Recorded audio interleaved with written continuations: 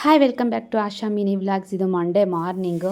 ಇನ್ನು ನೈಟೇ ದೋಸೆಗೆ ನಾನು ಹಾಕಿದೆ, ಅದಕ್ಕೇ ಬೆಳಗ್ಗೆ ದೋಸೆ ಮಾಡಿ ಮಕ್ಳಿಗೆ ಕೊಡೋಕ್ಕಾಸ್ತೆ. ಇದು ನೀರು ದೋಸೆಗೆ ಏನಿಲ್ಲ, ನೈಟ್ ಅಕ್ಕಿನೇ ನೆನೆ ಹಾಕಿದ್ರೆ ಒಂದು ಕೈಯಲ್ಲಿ ಒಂದು ಸ್ವಲ್ಪ ಅಷ್ಟು ತೆಂಗಿನಕಾಯಿನ ಹಾಕ್ಬಿಟ್ಟು ಮಿಕ್ಸಿಯಲ್ಲಿ ರುಬ್ಬಿಟ್ಟು ಅದಕ್ಕೆ ಶೇಂಗಾ ಚಟ್ನಿ ಮಾಡ್ಕೊಳೋದು ಅಷ್ಟೇ. ಎಷ್ಟು ಚೆನ್ನಾಗಿರುತ್ತೆ ಗೊತ್ತಾ ಕಾಂಬಿನೇಷನು.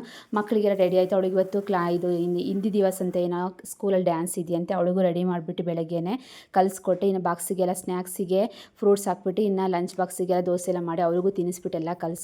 ಇನ್ನು ಗೀಸರೆಲ್ಲ ಆನ್ ಮಾಡಿಕೊಂಡೆ, ಮನೆಯೆಲ್ಲ ಕ್ಲೀನ್ ಮಾಡ್ತಾಯಿದ್ದೆ.